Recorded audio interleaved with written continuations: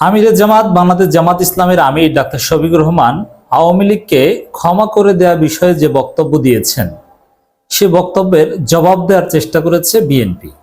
BNP পক্ষ থেকে রুহুল কবির রিজভী কার্যত জামাতের আমিরের বক্তব্যের জবাব দিতে গিয়েছে, কিন্তু জবাব দিতে গিয়ে বিএনপি কি করেছে, কি অবস্থা হয়েছে তাদের জবাব দিতে গিয়ে মূলত যেটা প্রমাণিত হয়েছে, ডাক্তার শফিকুর রহমানের বক্তব্য from the beginning to end আমি শুনেছি।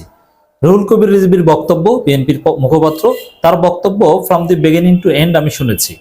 আমার কাছে জামাত এবং বিএনপির বক্তব্য আওয়ামী লীগকে ক্ষমা করে দেয়া না দেয়া বিষয়ে তেমন কোনো পার্থক্য মনে হয়নি। মৌলিকভাবে তাদের অবস্থান একই। জাস্ট আমিরে জামাত একটা ভুল করেছেন। আই রিপিট, আওয়ামী লীগকে ক্ষমা করে দেয়া না দেয়ার এই টপিকটা সামনে আনাটাই হচ্ছে জামাতের এখন ভুল রাজনীতি এবং এখন লস প্রজেক্ট হয়েছে। এর মানে এখানে ডিফেন্ড করার কিছু নেই, টপিকটা সামনে আনাটাই হচ্ছে জামাতের ভুল।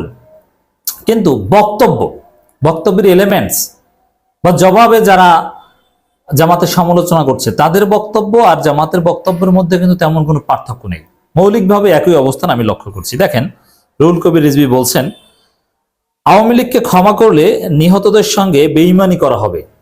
রুহুল কবির রিজভী, হ্যাঁ, আওয়ামী লীগকে যে মাপের বা যে অর্থে ক্ষমা করলে নিহতদের সঙ্গে বেঈমানি করা হবে সে অর্থে জামাত ক্ষমা করেনি, আমিরে জামাত ডাক্তার শফিকুর রহমানও ক্ষমা করেনি। কারণ শরীয়ত এবং ক্রিমিনাল ল দুইটা দিক রয়েছে, যে কিছু কিছু অপরাধ ক্ষমা করা যায় না, রাষ্ট্রের প্রয়োজনে, সমাজের প্রয়োজনে এবং ভবিষ্যতে অপরাধ যেন রিপিট না হয় এই জন্যে শাস্তি নিশ্চিত করতে হয়। এবং ভুক্তভোগী ব্যক্তি ছাড়া তার পক্ষ থেকে রাষ্ট্রের খলিফাও ক্ষমা করতে পারে না, জাজও ক্ষমা করতে পারে না, শুধুমাত্র ভুক্তভোগী ব্যক্তি ক্ষমা করতে পারে।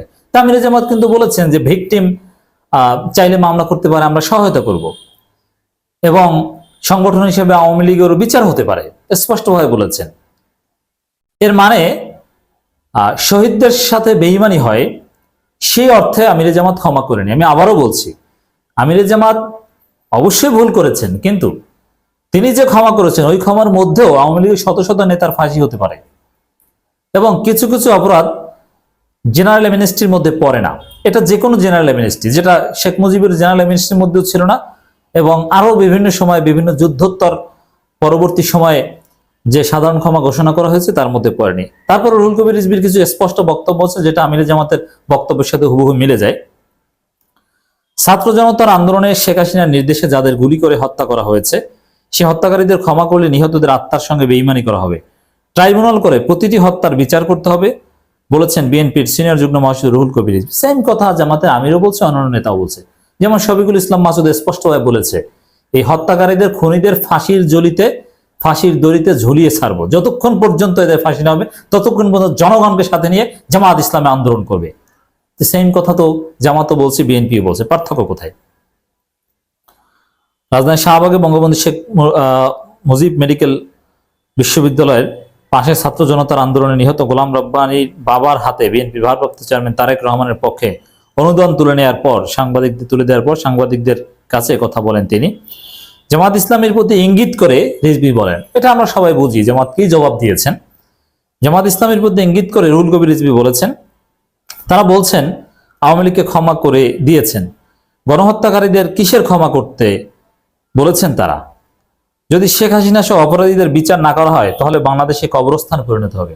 দেখেন, শেখ হাসিনা সহ অপরাধীদের বিচার করতে হবে এই বিষয়ে জামাত পূর্ণ একমত, কিন্তু এই যে ক্ষমা করে দিয়েছি বা জনগণের এই সময়ে এই ক্ষমার বিষয়টা একেবারেই জামাতের একটা ভুল টপিক পিক করা। যাই হোক, শেখ হাসিনা সহ অপরাধীদের বিচারের পক্ষে জামাত, যতক্ষণ পর্যন্ত শেখ হাসিনা বিচার না ততক্ষণ পর্যন্ত জামাত মাঠে থাকবে, জামাত নেতারা এই ঘোষণা দিয়েছে। অতএব বিএনপি জামাতের এই দিক থেকে অবস্থানে কোনো পার্থক্য আছে বলে নিরপেক্ষ দৃষ্টিতে দেখে আমার কাছে মনে হয় না।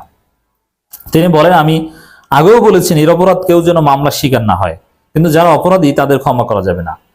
দেখেন, যদিও ক্ষমার বিষয়টা তো অপরাধীর ক্ষেত্রেই হয়, নিরপরাধকে তো আর ক্ষমা করা না করা প্রশ্ন আসে না।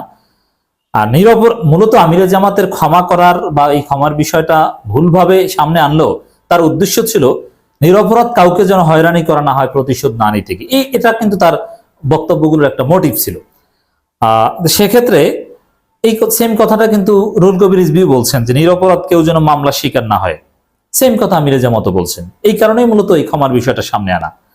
আর সাধারণ অর্থে ক্ষমা করা অপরাধীদের নয়, সাধারণ অর্থে পলিটিক্যাল ক্ষমা, যেমন জামাতের নিবন্ধন বাতিল করেছে, এখন আওয়ামী লীগেরও কি নিবন্ধন বাতিল করবে জামাত, এই প্রতিশোধ নেবেন, এইটা বলেছে। কিন্তু শেখ হাসিনাকে ক্ষমা, গণহত্যার ক্ষমা, এটা জামাত বলেনি। সংগঠন হিসাবে জামাতের জামাত ব্যক্তির উপর যা করেছে তাও না, সেটাও ক্ষমা করেনি। যদিও আবারও বলছি, সংগঠন হিসাবে জামাতের উপর নির্যাতনকে ক্ষমা করে এটাও এই মুহূর্তে বলাটা ঠিক হয়নি।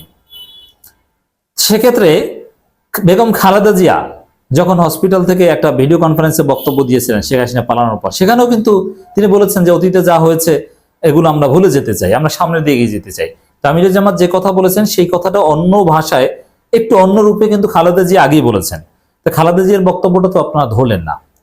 যদিও আমিরে জামাত একটু স্পষ্টভাবে ক্ষমার কথাটা বলেছেন, আর খালেদা জিয়া একটু সফটলি বলেছিলেন। দুইটার মধ্যে সামান্য কিছু পার্থক্য রয়েছে, কিন্তু মৌলিক কথা কিন্তু একই। খালেদা জিয়ারটাও যদি উদ্দেশ্যমূলকভাবে মিডিয়া এইভাবে শিরোনাম করতো যে আওয়ামী লীগকে ক্ষমা করে দিয়েছে বা অতীতে সবকিছু ক্ষমা করে দিয়েছে খালেদা জিয়া, তাহলে কিন্তু আমরা চাইলে এইভাবে বিতর্ক তৈরি করতে পারতাম। কিন্তু খালেদা জিয়ার বক্তব্য নিয়ে বিতর্ক তৈরি করেনি, কিন্তু আমিরে জামাতের বক্তব্যটা আংশিক তুলে ধরে, আমি আবারও বলছি, আমিরে জামাত টপিকটা আনাটাই ভুল, কিন্তু বক্তব্য ভুল নয়। তো এই কারণে খালেদা জিয়ার বক্তব্য নিয়ে কিন্তু চাইলে এরকম বিতর্কের সৃষ্টি করা যেতে পারত। নেতাকর্মীদের উদ্দেশ্যে রিজভী বলেন, আপনারা কেউ আইন নিজের হাতে তুলে নেবেন না। এবার রুহুল কবির রিজভী আসল জায়গায় আসে। আমিরে জামাত সেম কথাটা বলছেন যে বিচার হবে, মামলা করবেন, আমরা সহায়তাও করব ভিকটিম হলে আপনি, কিন্তু আইন নিজের হাতে তুলে নেবেন না। মূলত এই ক্ষমা করা প্রশ্নটা ভুলভাবে সামনে আনলেও যাতে কেউ আইন নিজের হাতে তুলে না নেয়, সমাজে যেন বিশৃঙ্খলা না ঘটে, ল অ্যান্ড অর্ডার সিচুয়েশন যেন ডিটোরিয়েট না হয়, মূলত এই কারণেই আমিরে জামাত এই ক্ষমার বিষয়টা এনেছেন। তো সেক্ষেত্রে বিএনপিও এই কথা বলছে, আইন নিজের হাতে তুলে নেবেন না, আইন শৃঙ্খলা রক্ষাকারী বাহিনীকে কাজ করতে দিন। তারেক রহমানও এই কঠোর বার্তা দিয়েছেন। সেম কথাই আমির জামাত বোঝাতে চেয়েছেন গতকালকের বক্তব্যে। তো এখানে আমি স্পষ্টতই দেখতে পাচ্ছি বিএনপি এবং জামাতের অবস্থানের মধ্যে পার্থক্য নেই, একই অবস্থান।